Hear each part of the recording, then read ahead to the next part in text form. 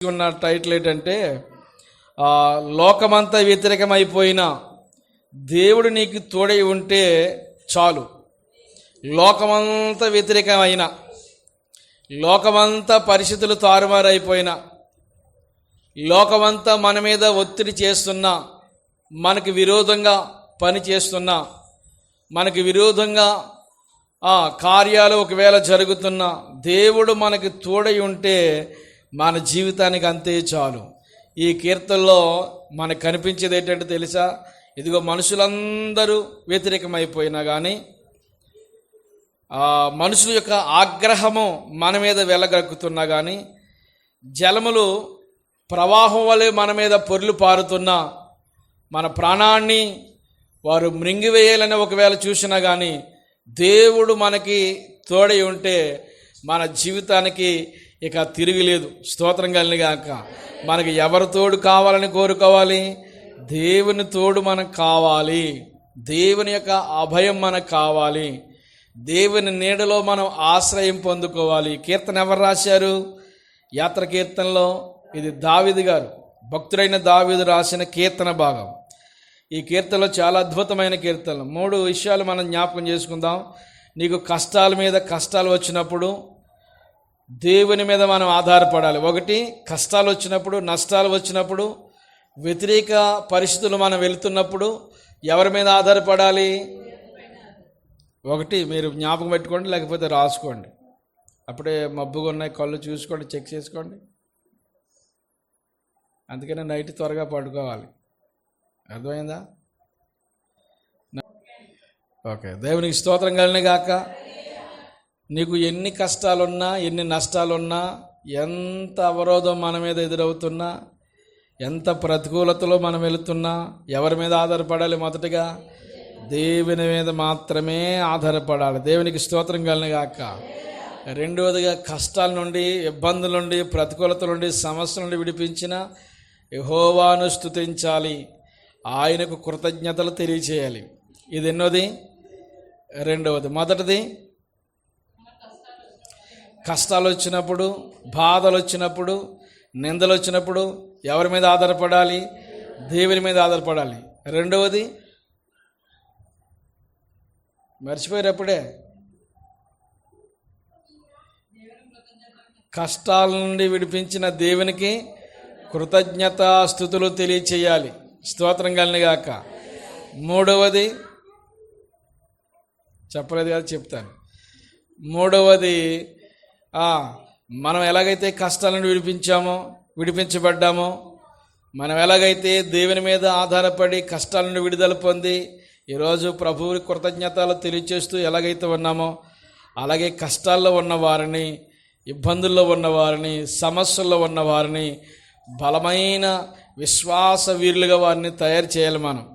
ఆమేన్ చెప్పండి. చాలామంది కష్టాల్లో ఉన్నారు, బాధల్లో ఉన్నారు, సమస్యల వలయాల్లో ఉన్నారు.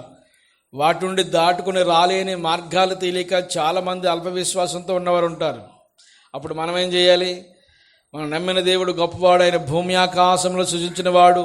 నీ బాధను, నీ కష్టాన్ని, ఇబ్బందుల నుండి బయటికి విడుదల చేయగలిగిన సమర్థుడు అని చెప్పి ప్రజలను మనం మోటివేషన్ చేస్తూ ప్రజల్ని ప్రభు వైపుకి నడిపించాలి. ప్రభు సన్నిధి కొరకు వారిని బలపరచాలి.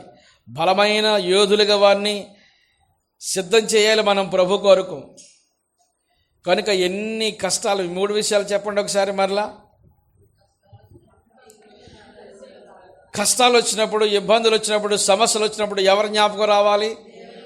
దేవుడి జ్ఞాపకం. ఎవరి మీద ఆధారపడాలి?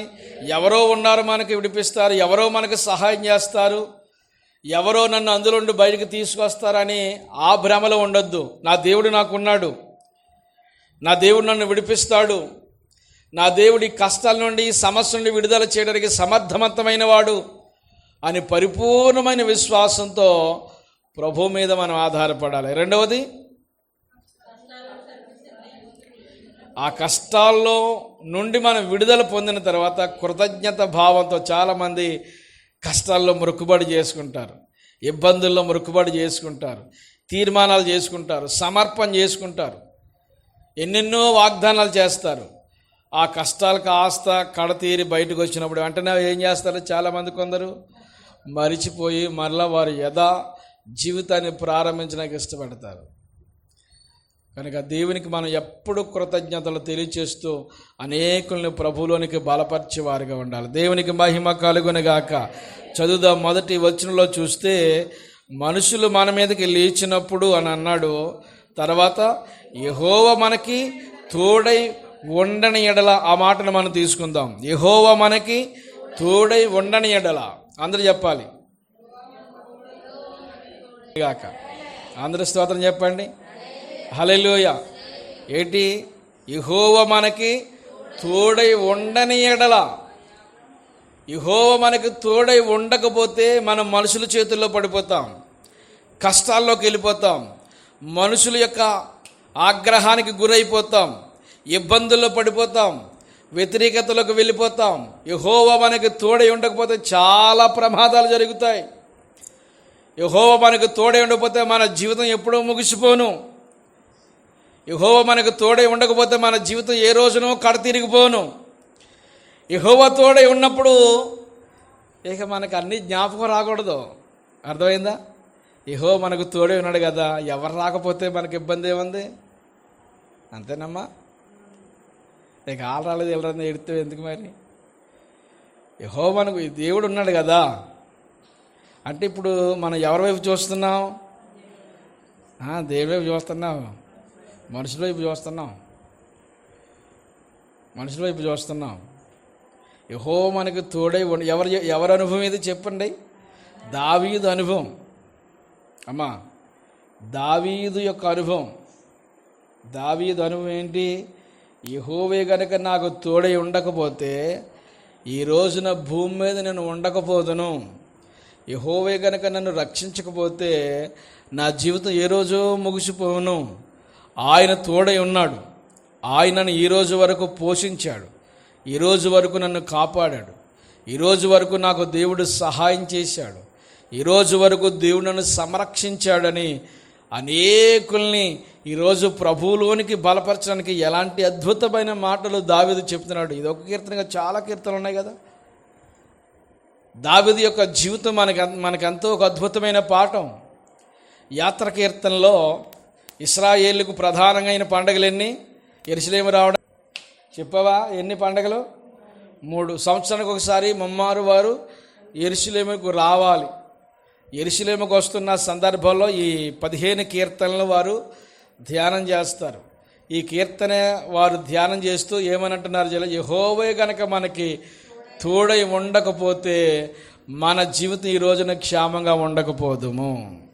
ఆయనే మనకు తోడై ఉండి ఈనాటి వరకు మనల్ని నడిపించాడు. ఆయన మనకు తోడై ఈనాటి వరకు మనకు సహాయం చేశాడు. ఆయన తోడు మన జీవితానికి ఎంతో ఆధారము, ఆశ్రయమైన దేవుడు, ఆదరించేవాడు. ఈనాటి వరకు ఆయన పోషించాడు. ఈరోజు వరకు ఆరోగ్యం ఇచ్చాడు. ఈరోజు వరకు కుటుంబాలతో క్షేమంగా ఉండే భాగ్యాన్ని దేవుడు మనకు అనుగ్రహించాడు. ఇక మనుషులు ఏ పాటి వారు? అందుకని మనుషుల మీద మనం ఏ రోజుని ఆధారపడకూడదని చెప్పేదే ఈ కీర్తన. మనుషులు అందరూ చూడు ఒక్కొక్కసారి ఎంత విరోధంగా, అప్పటి వరకు ఎంత ప్రేమగా ఉండేవారు ఎంత విరోధం అయిపోతారు. ఎంతో ప్రేమ కురిపించిన వారు ఏం జరుగుతుందో తెలియదు. రాత్రికి రాత్రే అన్నీ మారిపోతాయి. ఎంత ప్రేమగా ఉండి ఎంత విరోధ భావాలు. ఎంతకాలం ఈ లోకంలో ఉంటామో తెలియదు. ఉన్నంతకాలం కాస్త, నేను చెప్పేది మరొకసారి చెప్పే మాట ఏంటంటే, ఉన్నంతకాలం కాస్త ప్రేమగా బ్రతకండి. అంటే మేము బ్రతకట్లేదా అని నా మీద కోపగించకండి. ఉన్నన్నాళ్ళు ఎలా బ్రతకాలి మనం కాక. ఆ ప్రేమే మన జీవితానికి గొప్ప ఆస్తి. ఈ రోజుల్లో మనం ఈ లోకంలో సంపాదించేది ఏదీ లేదు. కనుక దేవుడు మనకు తోడై ఉన్నాడు కదమ్మా. ఆయనే మనకు ఆధారమై ఉన్నాడు కదా.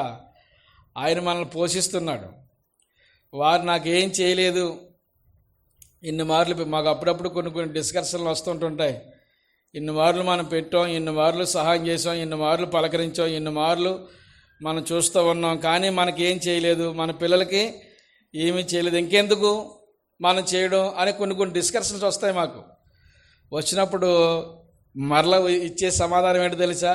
ఈ సైడ్ నుండి వచ్చే సమాధానం, ఎవరేం చేయకపోతేనే దేవుడు మనకి చేస్తున్నాడు కదా, ఎవరు ఇవ్వకపోతేనే దేవుడు మనకి ఇస్తున్నాడు కదా. ఈ రోజున అలా సహాయం చేసే పొజిషన్లో దేవుడు మనం ఉంచాడు. స్తోత్రం కలిగిన గాక. హల్లెలూయా. సహాయం పొందిన వారు గొప్పవారా, సహాయం చేసిన వాడు గొప్పవాడా? సహాయం చేసిన వాడు గొప్పవాడు. తిన్నోడు గొప్పవాడా, పెట్టినోడు గొప్పవాడా? పెట్టినవారు గొప్పవాళ్ళు. అందుకని పెట్టి నేను చేదైపోయాను అని ఏ రోజు అనమాక. ఆమేన్. ఇచ్చి నేను చేదైపోయానని ఏ రోజు చేయమాక అనద్దు. ఎన్ని మార్లు సహాయం చేశానో, సహాయం చేసి మరీ చేదయ్యాను, ఇచ్చి మరీ చేదయ్యాను, పెట్టు మరీ చేదయ్యాను, ఇంకెందుకు చేయడు అనకో. ఎప్పుడు నిన్ను పెట్టే చేతిని ఎప్పుడు ఎలా ఉంచుతాడు? పైన ఉంచుతాడు. స్తోత్రం కలిగాక. సహాయం చేసేవారు సహాయం చేయడం మంచిదా, సహాయం పొందుకోవడం మంచిదా?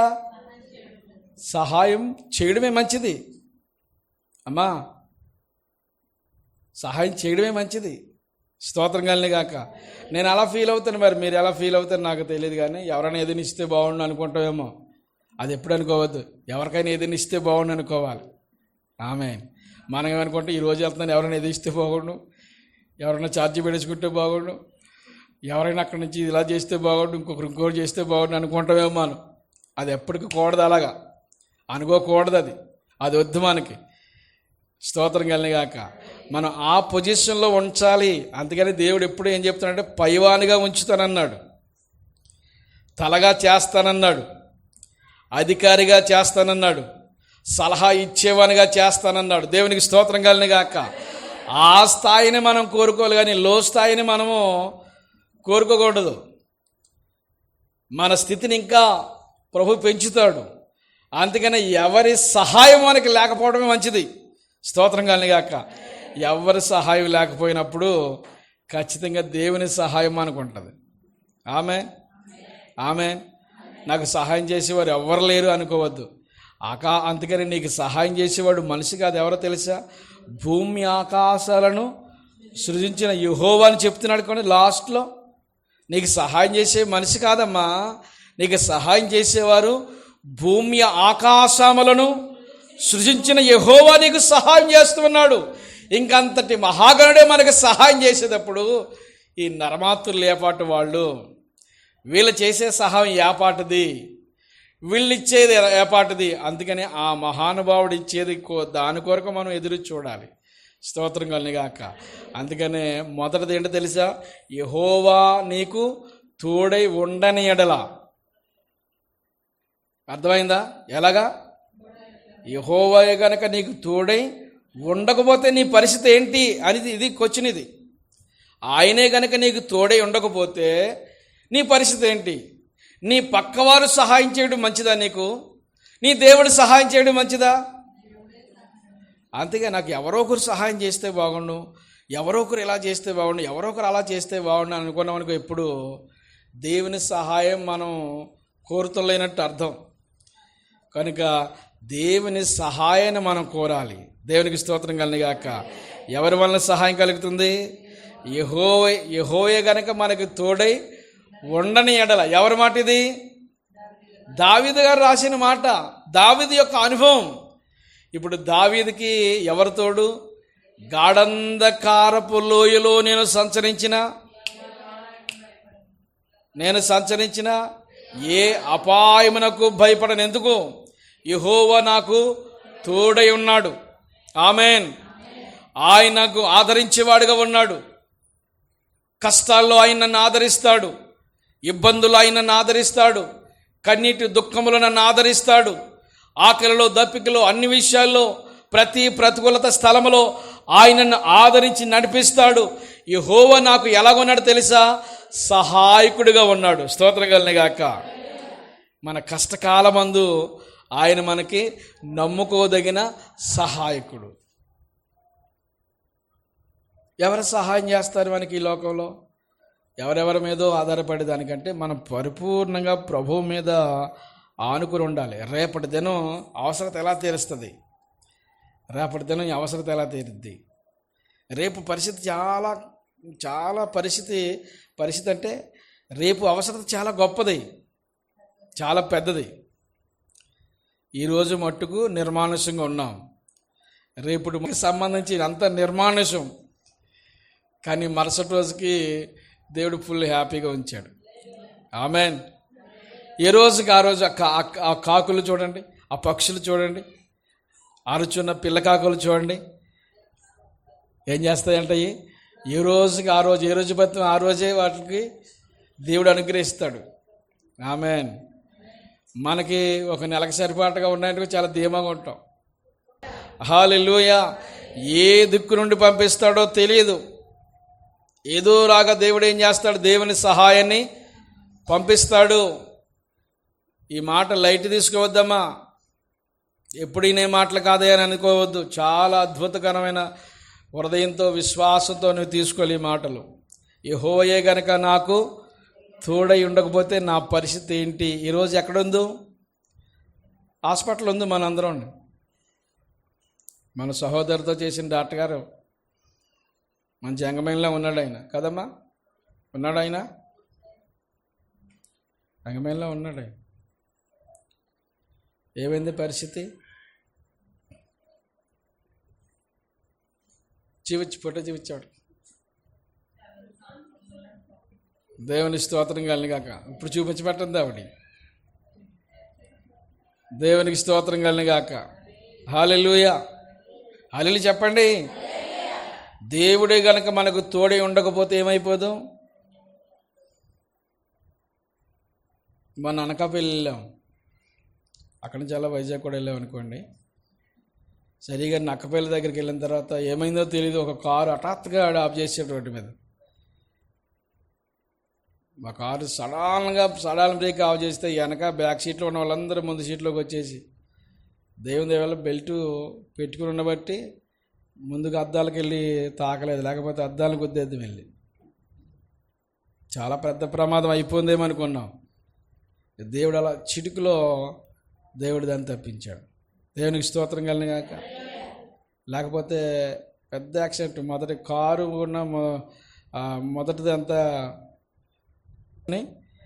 బయటికి వెళ్ళాలి. నీ రాకపోకలేదు యెహోవాని ఏం చేస్తాడు? కాపాడే దేవుడు. ఇశ్రాయేలును గత నెలలో మాట్లాడుకున్నాం. ఇశ్రాయేలు కాపాడు దేవుడు, కునికుడు ఆయన నిద్రపోడు. మనకు అత్తవాటి నిద్రే. మన పరిస్థితి ఏంటి అది మనం ఆలోచించాలి ఈ రోజున. ఆయన తోడై ఉండని ఎడల, ఆయన తోడై మనకు ఉండకపోతే మన పరిస్థితి ఏమైపోయిన అధోగతి అయిపోదు. ఎడారి జీవితాలు అయిపోయాను, నిర్మానుష్యమైన బ్రతుకులు అయిపోయాను. ఈరోజు సంపూర్ణమైన ఆరోగ్యాలు దేవుడు మనకిచ్చాడు, చక్కటి గృహాలు దేవుడు మనకిచ్చాడు. స్తోత్రం కలిగాక. అందరూ స్తోత్రం చెప్పండి. మంచి మంచి గృహాలు ఇచ్చాడు దేవుడు, చక్కటి వసతులు ఇచ్చాడు దేవుడు, మంచి ఆహారం ఇస్తున్నాడు, రుచికరమైన ఆహారం. ఎవరు కూడా ఈ రోజుల్లో నాసి రకమైన ఆహారం తినేవారు ఎవరు లేరు, ఉన్నారా? మంచి మంచి వసతులు ఇచ్చాడు దేవుడు, మంచి వస్త్రాలు ఇచ్చాడు, మంచి జీవితాన్ని ఇచ్చాడు, మంచి భవిష్యత్తుని ఇచ్చాడు. ఇంతగా ఇవ్వడానికి గల కారణం ఏంటో తెలుసా? ఇంతగా మన అభివృద్ధి చెందడానికి ఆయన మనకి తోడై ఉన్నాడు కనుకనే. ఇప్పుడు దాన్ని ఉల్టా చేసుకుంటే, ఆయన తోడై ఉండకపోతే మన పరిస్థితి ఏంటి? ఆయన తోడై ఉండని ఎడల మన జీవితం ఏమైపోను, మన ఆ పరిస్థితులు ఏమైపోను? ఆయన తోడై ఉండి కూడా నిత్యం మనల్ని ఏం చేస్తున్నాడు? కాపాడుతూ, నడిపిస్తూ, మనకి సహాయం చేస్తూ ఉన్నాడు. ఆ కింద చూడండి, రోమాపత్రికలో ఒక్కసారి మనం చూద్దాం. 8వ అధ్యాయము 31వ వచనం. 8వ అధ్యాయం 31వ వచనం.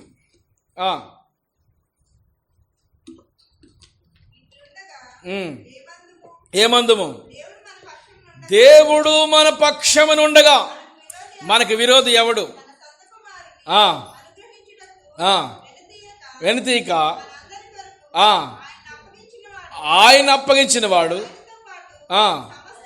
సమస్తమును మనకి ఎందుకు అనుగ్రహింపడు? దేవునికి మహిమ కలుగునుగాక. హల్లెలూయా, హల్లెలూయా. దేవుడు మన పక్షమున ఉండగా, వినాలి, దేవుడు మన పక్షం ఉండగా మనకి విరోధి ఎవడు? వర్షమా? దేవుడు మన పక్షమున, క్లోజ్ డోర్స్, విండోస్. దేవుడు మన పక్షమునుండగా మనకి విరోధి ఎవడు? అంటే ఆయన పక్షంగా లేకపోతే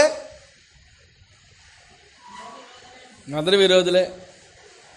ఆయన మన పక్షంగా లేకపోతే, ఆయన మన పక్షంగా ఉండాలి. ఆయన మనకి ఇదైనా ఆయన మనకి ఎలా ఉండాలి? పక్కటేవా ఆయన గేమ్ ఆడుతున్నావా? అది గేమ్ ఆడుతున్నావా? ఆయన మన పక్షంగా ఉండాలి. అది వినండి, 2 మాటలు వినండి, దేవుని మాటలు. ఆయన మన పక్షంగా ఉండకపోతే ఏమవుద్ది? జీవితాలు విరోధమైపోతాయి, పరిస్థితులు తీరం దాటుతాయి. ఆయన సమస్తం మనకు అనుగ్రహించడానికి ఇష్టపడుతున్నాడు. ఆయన సొంత కుమారుణ్ణే మన కొరకు ఇచ్చాడు కదా. ఇక ఎందుకు మన అవసరతలు తీర్చడు ఆయన? ఏది మన కొరకు ఇవ్వకుండా దాస్తాడైనా? ఏది దాచుకునేవాడు? ఆయన సొంత కుమారుణ్ణే ఏం చేశాడు? మన కొరకు అనుగ్రహించాడు. దేవునికి మహిమ కలుగునుగాక. ఇంత అద్భుతము మన జీవితంలో దేవుడు చేయడానికి ఇష్టపడుతున్నాడు. ఆయన ఏది కూడా మన కొరకు ఇవ్వకుండా దాచుకోడు. మనకు సమస్తం అనుగ్రహించడానికి ప్రభు ఇష్టపడుతున్నాడు. మన జీవితం ఆయనకు అనుకూలంగా మార్చుకోవాలి. అతడు నాకు ఇష్టడు గనుక నేను అతన్ని తప్పించేదను. అతడు నా నామము నెరిగినవాడు గనుక నేను అతన్ని ఘనపరుస్తున్న. శ్రమలో నేను అతనికి తోడై ఉంటాను. నా దుడ్డికర్ర, నా దండము అతన్ని ఏం చేస్తాయి? ఆదరిస్తాయి. పగలు ఎండ దెబ్బ, రాత్రి వెనుల దెబ్బ, నీ కుడి ప్రక్కన 1000 మంది 10,000 మంది కూలిన అపాయము నీ యొద్దకు రానే రాదు. దేవునికి మహిమ కలుగునుగాక. అపాయము నీ యొద్దకు రానే రాదు. ఏ తెగులు నీ గుడారంలో సమీపించదు. ఎలాంటి కష్టం వచ్చినా, ఇబ్బందులు వచ్చినా, శ్రమలు వచ్చినా, ప్రతికూలతలు వచ్చినా అన్నిటి నుండి కూడా దేవుడు మనల్ని ఏం చేస్తాడో తెలుసా? ఇప్పుడు ఆయన మనకి తోడై ఉంటే, ఆయన మనకు తోడై ఉండకపోతే చెక్ చేసుకోవాలి ప్రతిరోజు. ప్రభువు నాతో ఉంటున్నాడా లేదా? దేవుని సహాయం నాకు అందుతుందా లేదా? ఆయన సహాయం ఒకవేళ ఆగిపోతుందా? యెహోవా వల్లనే కదా మనకి సహాయము కలుగుతోంది. దేవునికి మహిమ కలుగునుగాక. వెటకాని యొక్క ఊరిలో ఉండి దేవుడు ఏం చేస్తాడు? మనల్ని తప్పిస్తాడు. అన్నిటి నుండి కూడా దేవుడు మనల్ని తప్పిస్తాడు. ప్రతి ఆపద నుండి తప్పిస్తాడు. ప్రతి కష్టం నుండి తప్పిస్తాడు. యెహోవా మనకి ఎలాగండి? ఆ మాట ఎలాగది? యెహోవా మనకి తోడై ఉండని ఎడల.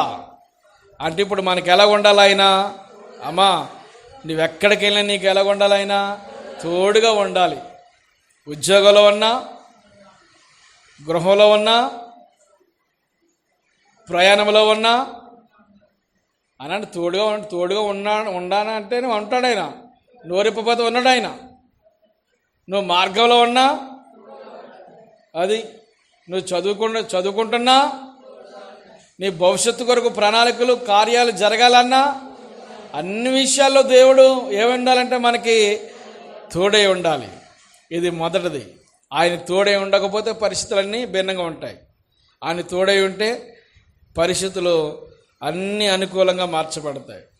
ఒకవేళ ప్రతికూలతలు ఏర్పడినా వాటన్నిటిని కూడా దేవుడు ఏం చేస్తాడంటే తప్పిస్తాడు.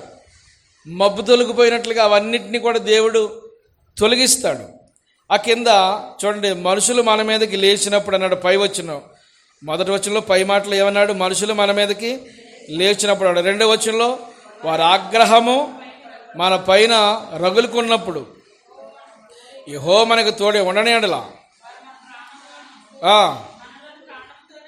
మింగివేస్తారు. ఇక రెండు దాంట్లోకి ఎత్తులోకి ఇక 4వ వచనం నుంచి మనం చదువుకుంటే, జలములు మనలను ముంచివేసి ఉండినను ప్రవాహం మన ప్రాణం మీదకి పొర్లి పారి ఉండినను, ప్రవాహములే ఘోషించి జలములు మన ప్రాణం మీదుగా పొర్లి పారి ఉండినను ఇశ్రాయేలులు అందురుగాక అంటున్నాడు. ఇశ్రాయేలు ఏం చేస్తారు? అందురుగా. ఎలాగా? వారు ప్రాణములతోనే మింగివేయుదురు అంటాడు.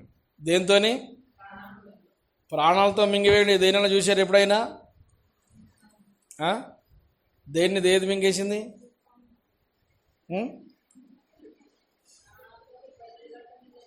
మిగేస్తాయి, ప్రాణాలతోనే మింగేస్తాయి.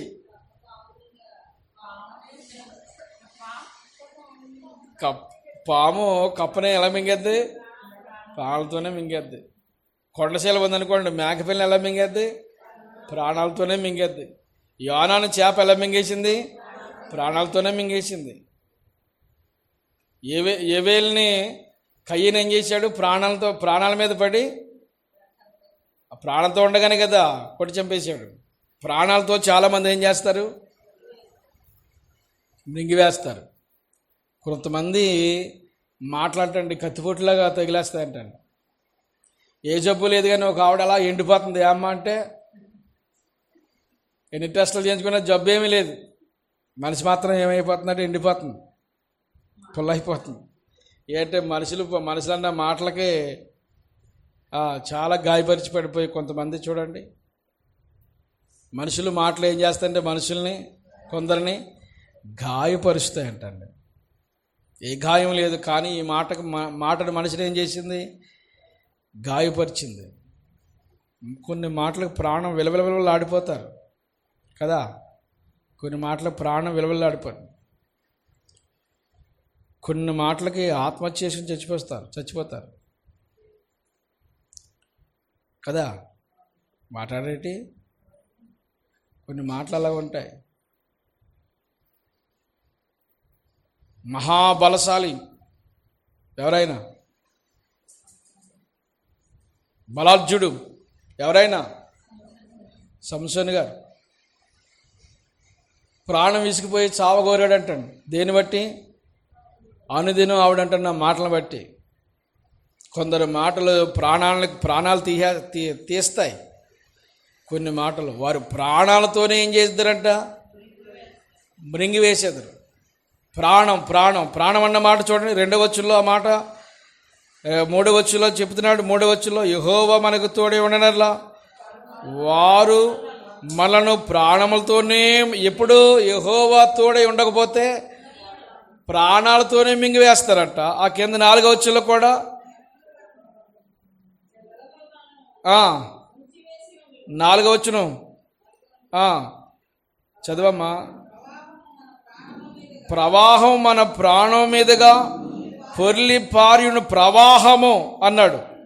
ప్రవాహము 5వ వచనంలో ప్రవాహములై ఘోషించు జలములు మన ప్రాణం మీదుగా పొర్లి పారియుండు అంటే ప్రాణము. ఇక్కడ తర్వాత 7వ వచనంలో కూడా చదవండి. 7వ వచనంలో పక్షి తప్పించుకున్నట్లు మన ప్రాణం వేటకాని యొక్క ఉరి నుండి తప్పించుకుని ఉన్నది అని చెబుతున్నాడు. అంటే ప్రాణము కష్టాల్లో ఉన్నప్పుడు ప్రాణం ఎంత విలువెల్లాడిపోద్ది? ఎప్పుడైనా విలువెల్లాడిందా? ప్రాణం విలువెల్లాడిపోద్ది. ఒక సహోదరు అంటుంది, ఈరోజు ప్రాణం రెపరెపలు ఆడిపోయిందంట. గిలగిల్ల ఆడిపోయిందని, రెపరెపలు ఆడిపోయిందని, అల్లాడిపోయిందని, తొలికుసులాడిపోయిందని, తొట్టిల్లిపోయిందని, ప్రాణం పరుగులెత్తేసిందని, ప్రాణం నీరసిల్లిపోయిందని, ప్రాణం సొమ్మసిల్లిపోయిందని, ప్రాణం బాగోలేదని, ప్రాణం కృంగిపోయిందని, ఆ ప్రాణానికి ఎన్ని ప్రమాదాలు. ఈ ప్రాణానికి వచ్చిన ప్రమాదాలు చెప్పమంటే ఎన్ని ప్రమాదాలు ఈ ప్రాణం మీద పొంచుకుని ఉన్నాయో. ఇన్ని ప్రమాదాల నుండి తప్పించిన, మన ప్రాణాన్ని తప్పించిన దేవునికి ఏం చేయాలి? 2వదిగా కృతజ్ఞతాస్తుతులు తెలియచేయాలి. నా ప్రాణమా యెహోవాను సన్నుతించుము. అంతరంగంలో ఉన్న పై నోటి మాటలు చాలా మంది చెప్పేస్తారు. నోటి మాటలు చాలామంది చెప్పేస్తారు. నువ్వంటే నాకు చాలా ఇష్టం, ఇది అదే చాలా చెప్తారు. చెప్పేవాళ్ళు ఉంటారా? అంటారు. ఆ ప్రేమకి నిర్వచనం లేకపోతే ప్రేమకి చూసి ఉండాలి. చాలా ప్రేమ ప్రేమ ప్రేమ అంటే సరిపోద్ది, ఆనవాళ్ళు ఉండదు కదా. ప్రేమకు రూపం ఉండాలి కదా, చెప్పాలి. ఆనవాళ్ళు ఉండద్దా, రూపం ఉండద్దా ప్రేమకి? ప్రేమ ప్రేమ అంటే సరిపోద్ది. దానికి సంబంధించి ఎప్పుడైనా ఏమైనా ఇచ్చినట్టు కానీ, ఏమైనా చేసినట్టు కానీ, ఏవైనా అందులో త్యాగం ఉండాలి, అందులో సమర్పణ ఉండాలి, చాలా ఉండాలి. మన ప్రాణాన్ని కాపాడిన దేవునికి ఏం తెలియజేయాలి మనము? దేవుడంటే నాకు చాలా ప్రేమ అంటే సరిపోదు. ఆ ప్రేమకి ఏం కావాలి? రుజువు కావాలి. ఆమెన్. దేవుడంటే నాకు చాలా ఇష్టమండి. ఆ ఇష్టమే ఏం చేసావు దేవునికి? ఇష్టమైన దేవునికి దేవుడంటే ఇంకా ప్రాణం అండి బాబు, చచ్చేంత ప్రాణం అండి బాబు, ప్రాణమే. ఏం చేసావు దేవునికి?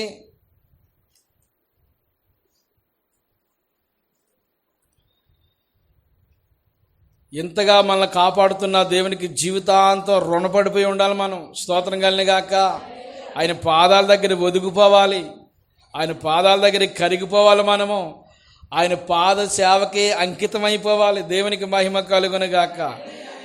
ఇదిగో దేవా, దేవునికి మనం సమర్పించుకోవాలి.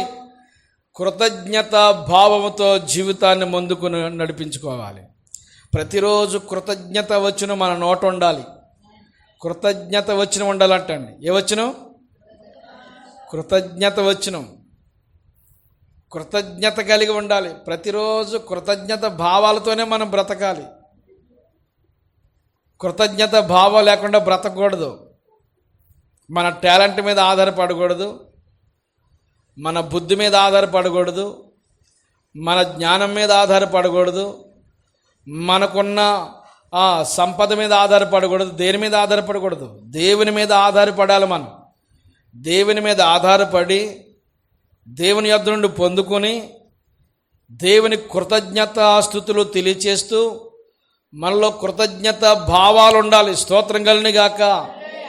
హల్లెలూయా, హల్లెలూయా. ఏముండాలి మనలో? కృతజ్ఞత భావం. మన ప్రాణాన్ని కాపాడాడు ఆయన.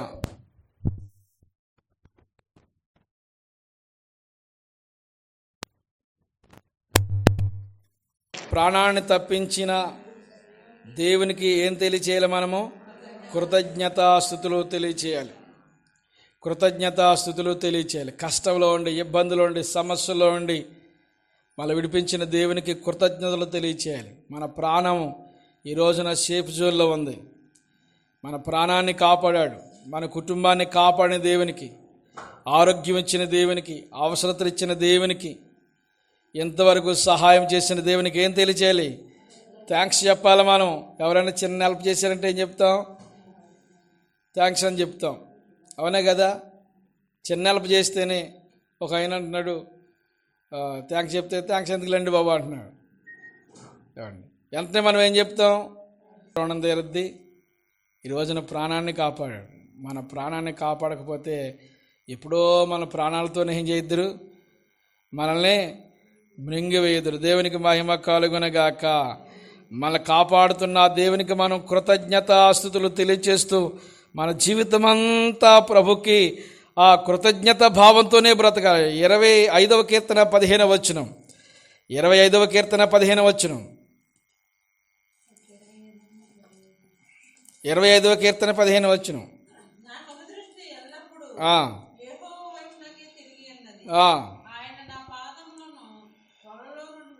ఎక్కడుండి? ఆయన నా పాదములను వలలో నుండి విడిపించాడు. వలలో నుండి ఆయన మన పాదములు వలలో నుండి ఏం చేస్తాడు? ఆయన విడిపించి, అంటే మనల్ని ఏం చేస్తున్నాడు? విడిపించి మనకి సహాయం చేస్తున్నాడు. మనకి సహాయం చేసే దేవుడు మన ప్రక్కనే ఉన్నాడు. ఆమె ఎక్కడో లేడు. మన సహాయం పొందుకోవడం రావడం లేదు, అడగడం రావడం లేదు, తీసుకోవడం రావడం లేదు. హెల్ప్ చేసే దేవుడు పక్కనే ఉన్నాడు. ఆయన వదిలేసి ఊరంతా తిరుగుతాం మనం. ఎక్కడికెక్కడో తిరుగుతాం. అద్భుతమైన ప్రాణాలు కాపాడే దేవుడు ఇక్కడ ఉంటే శ్రమ చెప్పించుకుని ఆవిడ దగ్గరికి వెళ్తాం. కాబట్టి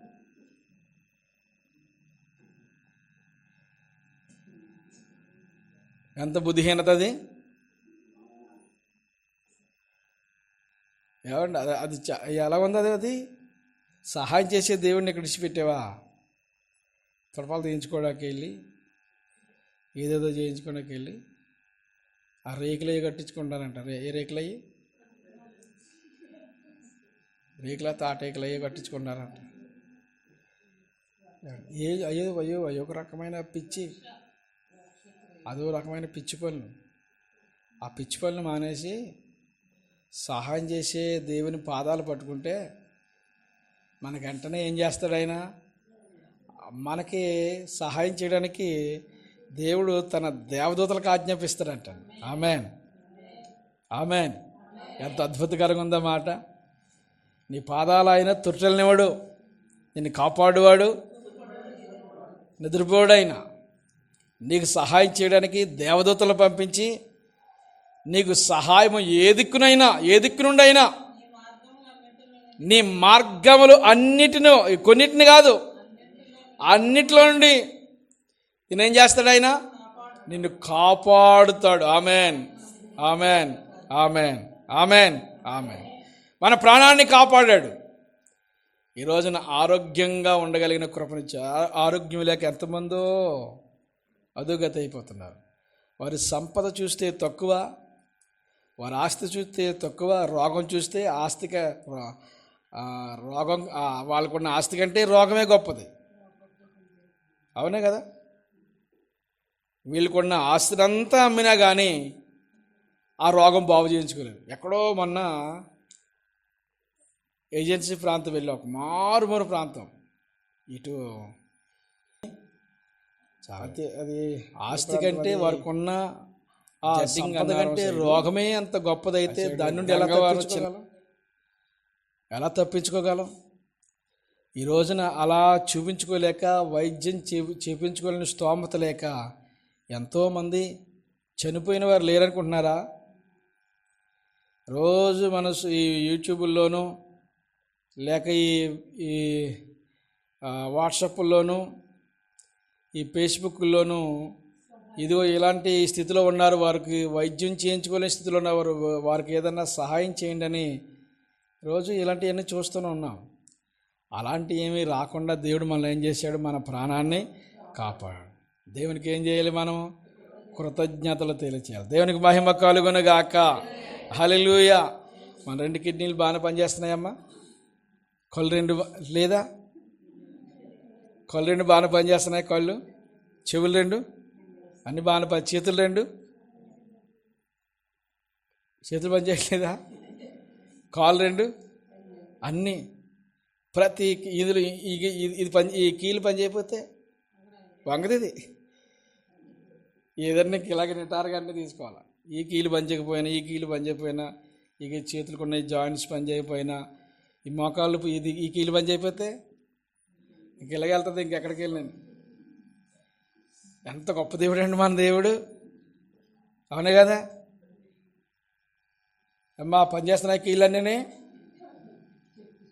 చెక్ చేసుకోడానికి వెళ్తున్నావా? ఏ చెక్ చేసుకుని వచ్చాయి ఏమండి? ఇవన్నీ అంటే దేవుడు కాపాడుతున్నాడన్న విషయం చెప్తున్నాను.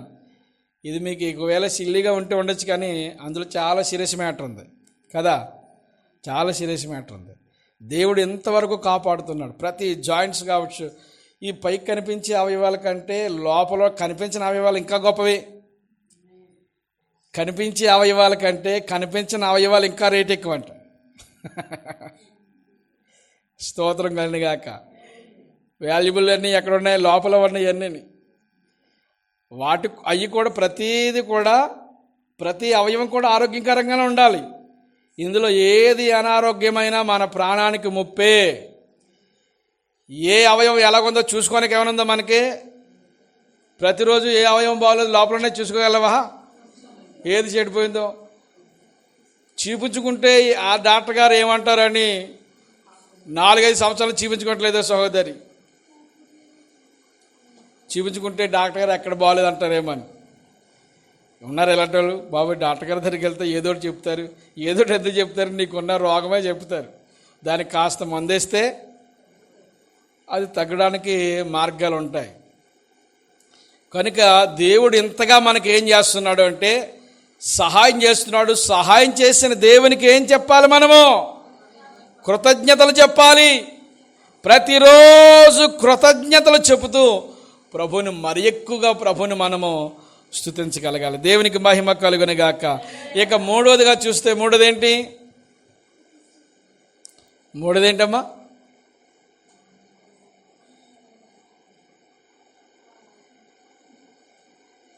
అదేంటి మూడోది? నేను తీర్చుకోలేక ఎడుతుంటే ఇంకెవరికేం చెప్పనంటావా? నాకే దారి లేదు, నాకైతే కానలేదు, ఇంకెవరికేం చేయను అనే సిచ్యువేషన్లో కొంతమంది ఉంటారు. అనేకులు బలహీనమైన వారిని ఏం చేస్తూ ఉండాలి? మనము బలపరచాలి. ప్రభువులో వారిని ఘనమైన పాత్రలుగా వారిని తయారు చేయాలి, సిద్ధపరచాలి. చాలామంది అల్ప విశ్వాసం కలిగిన వారు ఉన్నారు. అల్ప విశ్వాసులారా, ఎందాక నేను మీతో కూడా ఉందును అని ప్రభు చెప్తున్నాడు కదా. వారు అల్ప విశ్వాసులు అయిపోతున్నారు. చాలామంది అల్ప విశ్వాసులు అయిపోతున్న వారిని మనం ఏం చేయాలి తెలుసా? విశ్వాసులుగా తయారు చేయాలి. చాలామంది బలహీనంగా ఉన్నవారిని వ్యక్తిగతంగా కలవాలి. ఏమన్నాను? వ్యక్తిగతంగా కలిసి దేవుని వాక్యం చెప్పి ప్రభువులో వారిని బలమైన సాధనలుగా చేయాలి. ఇద్దరు ముగ్గురు కలుసుకున్నప్పుడు పిచ్చాపాటి మాట్లాడుకోకూడదు. మూడో వ్యక్తి వచ్చినప్పుడు ఇంకా ఎవరి గురించో మాట్లాడుకోకూడదు. ఎవరి గురించి మాట్లాడుకోవాలి? భూమి ఆకాశాలు కలుగజేసిన దేవుడు మనకు ఎలా సహాయకుడిగా ఉన్నాడో ఆ విషయాన్ని మనం మాట్లాడుకోవాలి. స్తోత్రం కలుగునుగాక. ఆయన మనల్ని ఎలా తప్పిస్తున్నాడో, ఆయన మనకు ఎలా మేలు చేశాడో, ఈనాటి వరకు ఎలా మేలు చేశాడో ఆ విషయాన్ని ఇతరులకు మనము చెప్పగలగాలి. బలహీనమైన వారిని ప్రభువులో బలపరచాలి. బలమైన సాధనాలుగా మనం సిద్ధపాటు చేయాలి. దావీదు గారు తన అనుభవాన్ని చెప్పి ఎంతోమందిని ఆనాడు సమాజంలో ఒక బలమైన విశ్వాసులుగా దావీదు సిద్ధపరిచాడు. దావీదు తన చుట్టూ ఉన్న వారందరూ కూడా చాలా విశ్వాస వీరులు. అర్థమైందా? దావీదు చుట్టూ ఉన్నవారు చాలా బలమైన వారు. దావీదు కంటే బలవంతులు అంటండి. దావీదు కంటే యోధులు వాళ్ళు. దావీదు చుట్టూ ఉన్నవాళ్ళు దావీదులాగే ప్రేమ కలిగిన వ్యక్తులుగా అందరినీ మార్చేశాడు. దావీదు చుట్టూ ఉన్నవారిని ఎంతమందిని క్షమించాలో అంతమందిని క్షమించకుండా పోవడమే. ఎవరిని వ్యతిరేకంగా కక్ష పట్టి దావీదు ఎవరి మీద కక్ష తీసుకున్నారో చెప్పండి. మీరు చెప్పాలి. దావీదు మీద కక్ష కట్టారు, దావీదుని పాడు చేయాలనుకున్నారు. అసలు దావీదు ఎవరినైనా టార్గెట్ చేసి వీడిని లేపేద్దాం అనుకోలేదండి. అలాంటి ఛాన్స్ దావీదుకి చాలా ఉన్నాయి. రాజు కదా ఆయనకు అడ్డేముంది.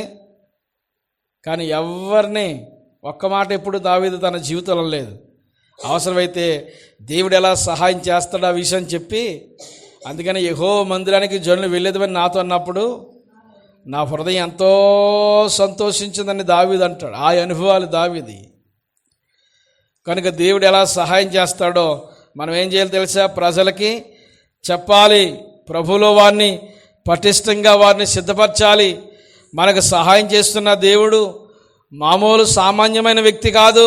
ఆయన భూమి ఆకాశములను సృజించినవాడు, సమస్తానికి అధికారం కలిగినవాడు. కలిగి ఉన్నది ఏది ఆయన లేకుండా కలగలేదు. యావత్తు ఈ భూప్రపంచంలో ప్రతి ఈవి కూడా ఆయన అనుగ్రహించింది. ఈ రోజున ఆయన ఇచ్చిన దాన్ని మనం పొందుకొని మనం ఎన్నో అనుభవిస్తూ ఉన్నాం. ఆ దేవుడు మనకు నిత్యం ఏం చేస్తాడు? సహాయం చేస్తాడు. ఆ సహాయుడు మనకున్నాడు. ఆ సహాయం చేసే దేవుడు నాకున్నాడు. నాకు సహాయం చేసే దేవుడు నీకు సహాయం చేస్తాడని మనం ఏం చేయాలి? ఇతరులకి చెప్పాలి. ఆమె దావీదు మాట ఏంటో తెలుసా? నేను అడవిలో ఉన్నప్పుడు దేవుడు నాకు సహాయం చేశాడు. గొర్రెలతో ఉన్నప్పుడు నాకు సహాయం చేశాడు. ఎలుగుబంటి సింహం నోట్లో ఉన్నప్పుడు దేవుడు నాకు సహాయం చేశాడు. గొలియాదు లాంటి ఒక యుద్ధశూరుడు ముందు, శత్రువు ముందు ఉన్నప్పుడు దేవుడు నాకు సహాయం చేశాడు. సో ఏమండి, ప్రేమించవలసిన రాజు,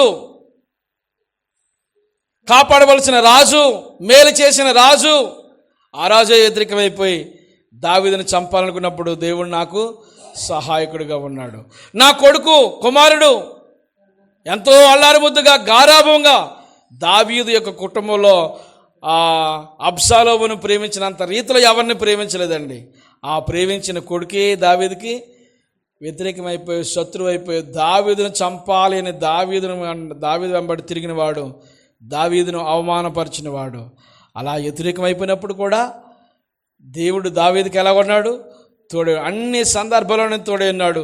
ఆయన భూమి ఆకాశాలను కలుగజేసిన వాడు. నాకు తోడై ఉన్న దేవుడు నీకు కూడా తోడై ఉంటాడు అని అనేకుల్ని దావీదు ప్రజల్ని ప్రభులోనికి బలమైన విశ్వాసుల యోధులుగా సిద్ధపరుస్తూ ఉండేవాడు. దేవునికి మహిమ కలుగును గాక.